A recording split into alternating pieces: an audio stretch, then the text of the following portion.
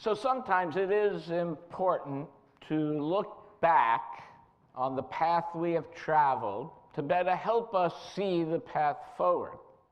Mark Twain once said that history never repeats itself, but it often rhymes. So today, I am going to share with you some of the formative history, particularly from our Unitarian ancestors, to shed some light on where we find ourselves now.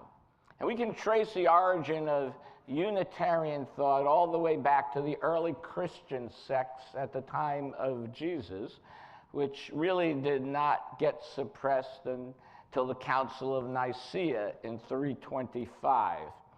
It became formally named religion during the Protestant Reformation in Europe during the 16th century. Martin Luther, who was one of the leaders of the Protestant Reformation, challenged many of the practices of the Catholic Church. And with the advent of the printing press and the rise of literacy rates, Luther believed that everyone should have the right to read and interpret the Bible. And previously in Christianity, interpretation of the Bible had been controlled by Catholic priests. And yet, surprisingly, Luther was really shocked that everybody did not interpret the Bible the same way that he did. It's just shocking. And of course, as each group of people interpreted the Bible differently, separate denominations in Christianity were formed. The splintering of the various denominations continued over time and included what is called the radical Protestant Reformation, of which the Unitarians were a part of that group. Now, sadly, this led to tremendous bloodshed in Europe, and although Unitarianism was constantly suppressed in Europe, it found really fertile soil for its beliefs during the founding of the United States with its focus on political and religious freedom. And in the United States, prior to 1825, Unitarian was part of the mainline Congregational Church in New England, which included both Unitarian and Trinitarian theologies, a belief, God, Father, Son, Holy Ghost, three in one, Trinitarian, Unitarian, meaning one. So different interpretations and thoughts emerged, which caused a fracture in the relationship between the Unitarians and the Trinitarians. And although there were theological differences that over the years, the seminal issue that started the separation was when Unitarian Minister Andrews Norton was appointed the Dean of the Harvard Divinity School. And Norton was a harsh critic of religions that believed in the predetermination of the soul, Calvinism, which many of the Trinitarians followed. Now, Norton's appointment led Trinitarians to start up their own seminary, and that heightened the ongoing friction between the Trinitarian and Unitarian ministers and congregants. And just a fun fact, that seminary, which was Andover Newton, just recently closed. I point out Harvard is still standing. When a congregation, though, in Dedham, Massachusetts, was in search of a minister, certain members wanted to call a Unitarian minister, and this caused many Trinitarians to leave and to start their own separate congregation. And in the early 1800s, it's very interesting how in Massachusetts, governance of churches was structured in something called the standing order. And everyone in town was part of the standing order, whether you went to church or didn't go to church, and you had to pay tax, and from those taxes, monies went to all the churches in town. And when the Trinitarians left to start their own congregation, well, a conflict arose regarding who would receive this tax money, and the building, and even the silver communion, which the Trinitarians took from the building in Dedham, Massachusetts. This dispute went all the way up to the Supreme Court, and in 1818, the court found for the Unitarian congregants. Just to say, if this court case was decided differently, it's possible we would not be a separate denomination today. So Supreme Court justices matter, as we found out again more recently. This decision accelerated the separation of the Unitarian and the Trinitarian congregational churches. And in 1825, the American Unitarian Association was formed. And then not long after, in 1833, the standing order and public funding of churches was eliminated. So, we talk about the separation of church and state, but at the early part of our country, that actually was not the case. Although that was the intention of our founders. But the silver communion plates were never returned. Although the building stayed with the Unitarians and the money went to the Unitarians, the silver communion plates were never returned until they mysteriously reappeared 100 years later at a museum. So I'm assuming the next generation said, okay, that's enough. But this historical background of the deconstruction of early American religion will help you better understand the challenges that the Unitarians then faced when the Transcendentalist movement started. So approximately 10 years after the Unitarians formed their own denomination, the younger ministers started what became known as the Transcendentalist Club. And they would meet in people's homes, maybe a dozen at a time, to really just talk and brainstorm about ideas. And the Transcendentalists believed that religion should not create fear, but should inspire people to transform themselves. Transcendentalism's basic premise was that humans have within themselves a capacity to understand God without a mediator. And the Transcendentalists were the first ministers to incorporate literature, biblical criticism, and Eastern religious thought into the American religious landscape. So again, remember, this is like the 1830s and 40s that this had started. We may take all of that for granted today, but back then, that was really considered heretical, even amongst Unitarians. The religious education methods introduced by the Transcendentalists focused on uncovering and developing children's natural abilities through interactions with others in the world. These are methods we still incorporate today in our religious education programs. And one of the other major changes brought on by the Transcendentalists was a focus on social justice. Their theology was based on German idealism, specifically Kant's categorical imperative. Reverend John Behrens wrote, "This philosophy guided Transcendentalists," and I quote, "to treat others, including children, the poor, women, the enslaved, not as mere objects, but as subjects, as moral agents whose spiritual and moral potential was to be given opportunity and encouraged," end quote. Transcendentalists believed there was an ultimate truth in the world, and they believed that ultimate truth could not be learned solely by reading ancient books or by events that happened in the past. Truth, they felt, is eternal and could be discerned by each individual and can be expressed in multiple ways. So think about how we talk about multiculturalism today. Truth being expressed in multiple ways. They were talking about this in the 1800s. Fresh from the wounds, though, of splitting with the Trinitarians, the Unitarians were now faced with the exact charge that was hurled at them from the Trinitarians. When you allow free religious exploration, right, just how far down the rabbit hole are you going to go, right? Clearly, fairly far, as we look at today. And so back then, though, fear rose up in the Christian Unitarians, and they put pressure then on the Transcendentalists to quit. And although the most famous of the Transcendentalists are Emerson and Thoreau, they were never institutionalists, ever. There were many other younger ministers and lay people, especially women, who really tried to institutionalize the Transcendentalism. The most ardent and outspoken Transcendentalist minister was Theodore Parker, and he was a fervent abolitionist.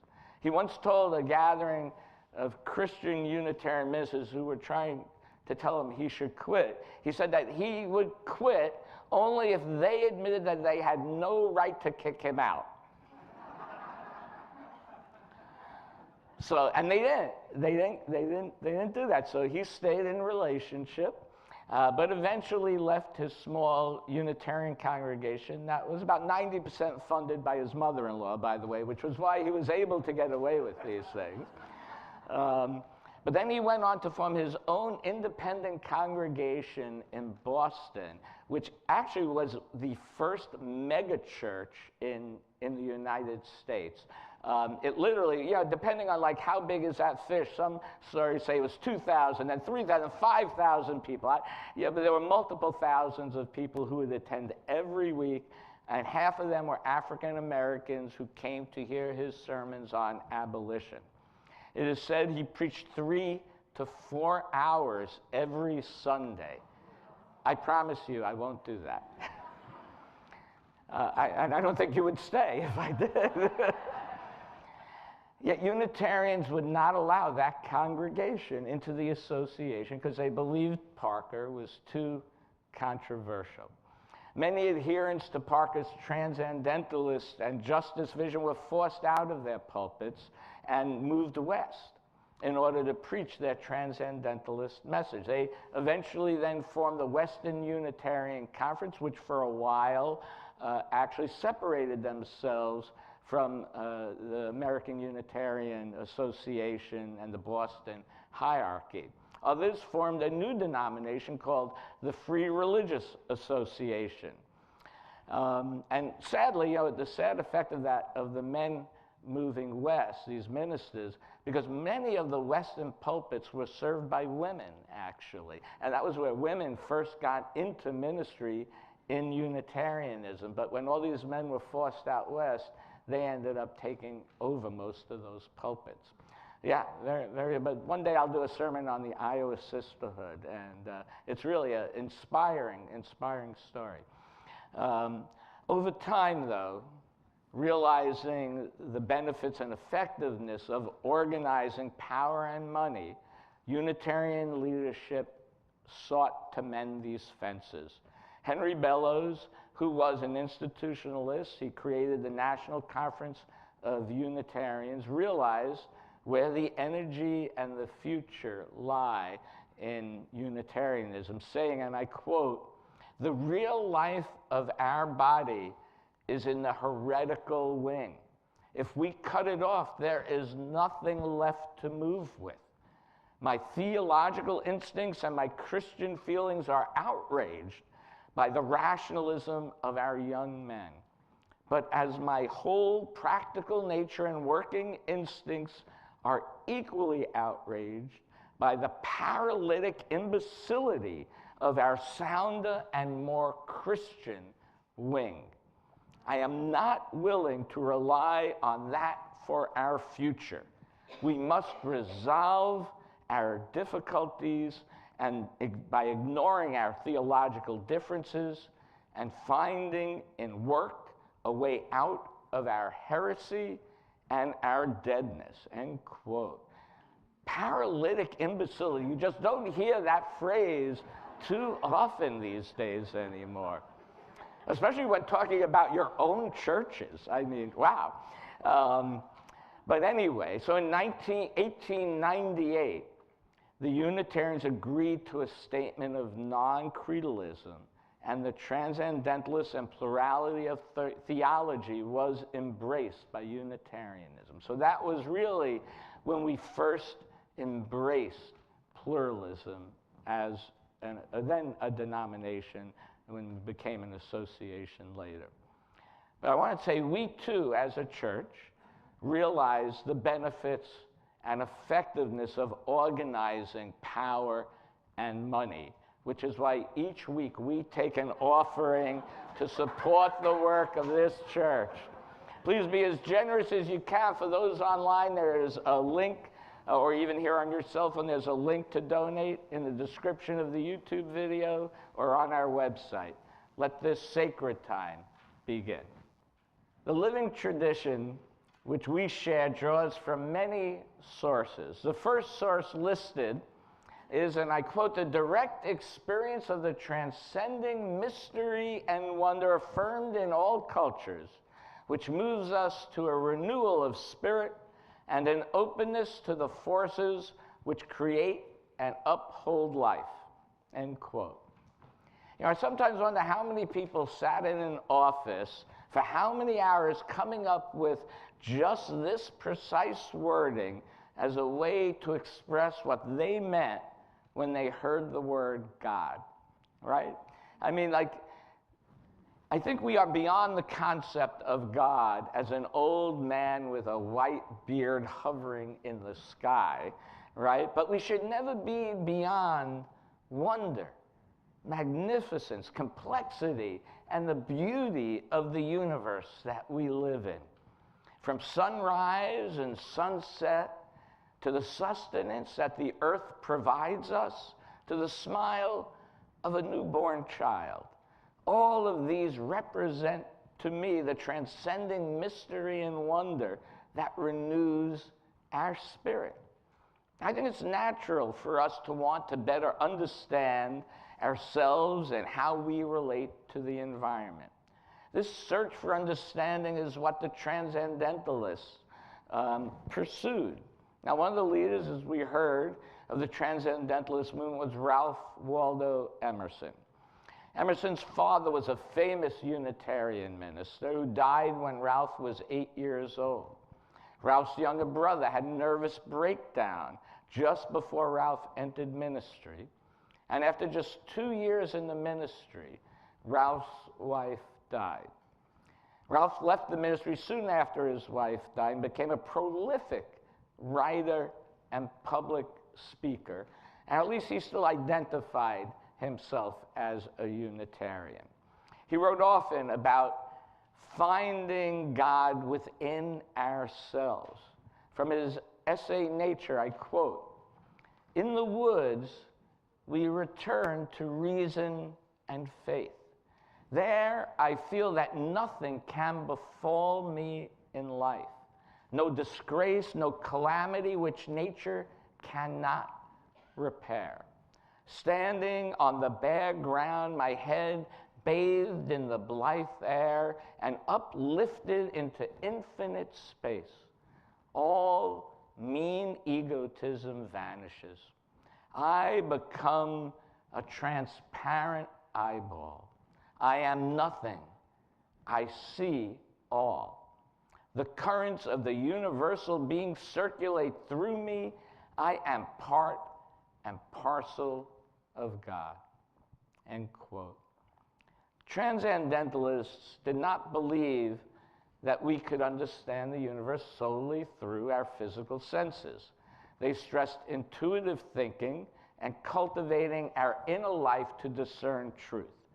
They derived much of their theology, as I mentioned earlier, from German idealism, especially Immanuel Kant's and his 3 categorical imperatives.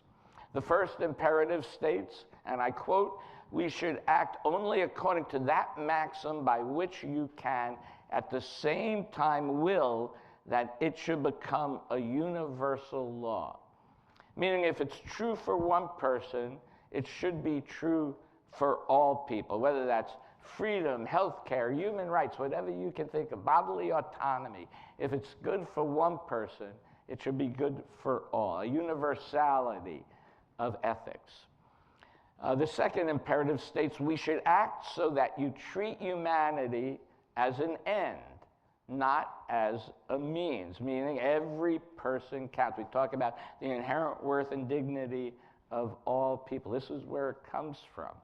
Right? And again, the ends do not justify the means. So it's about people's actions that count, not really the consequences, the actions.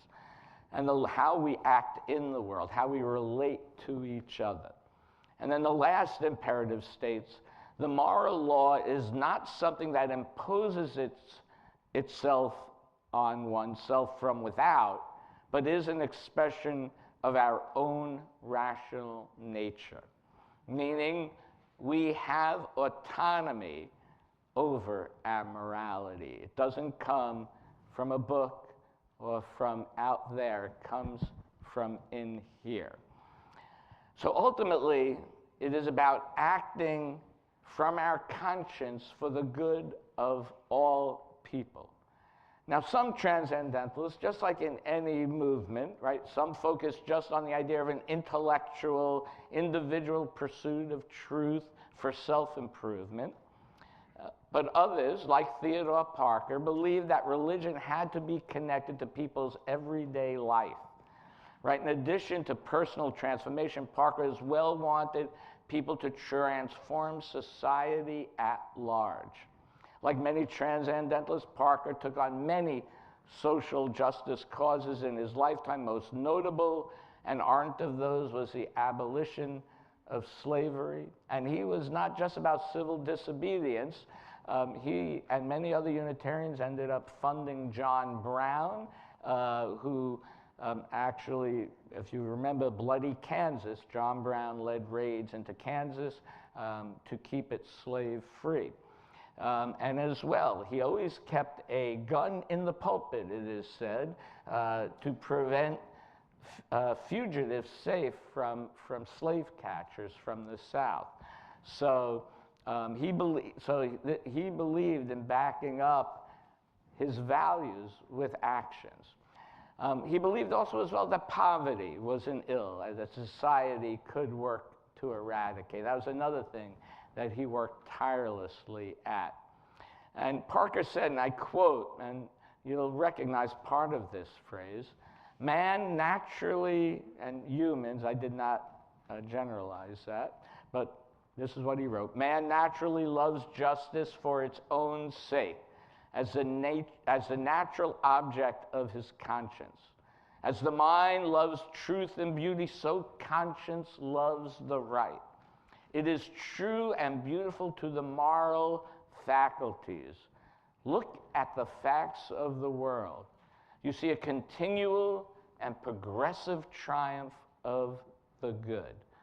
I do not pretend to understand the moral universe. The arc is a long one, and my eye reaches but a little ways. I cannot calculate the curve or complete the figure by experience of sight. I can divine it only by conscience. But from what I see, I am sure it bends towards justice, end quote. So often attributed to Martin Luther King, that was by Theodore Parker. Another one by Theodore Parker, which is attributed to Lincoln all the time, is a government by the people, for the people. That was by Parker as well. So considering where we are today, people continue to lose their rights with an increasingly wealth disparity, with laws to outlaw diversity. People can become fearful for their future.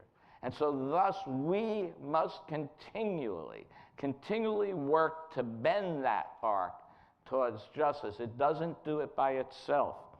As our first source says, we should be moved to a renewal of the spirit and an openness to the forces which create and uphold life.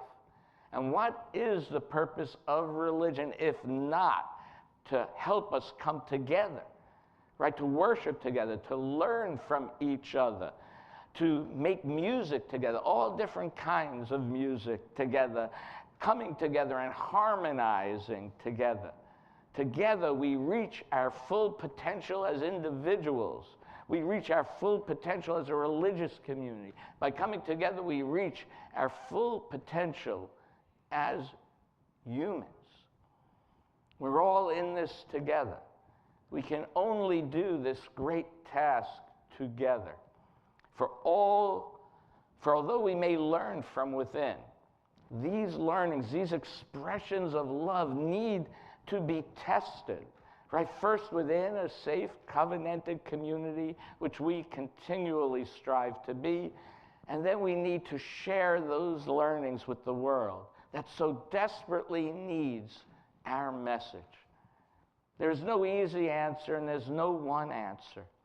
We must cultivate an ongoing attitude of active engagement within ourselves, with each other, and with the world. Are we searching for the sake of searching, or are we searching to find something, right? I think we are searching for how to build a beloved community. We're searching to how to make meaning in our lives in a complicated world. We are searching for our best selves. And these are some of the same questions, really, that the people in the 19th century asked and acted upon. And I am asking you to welcome each other, new and old, to welcome each other and others under our roof as we continue together the journey for which our religious ancestors laid the foundation for. May it be so.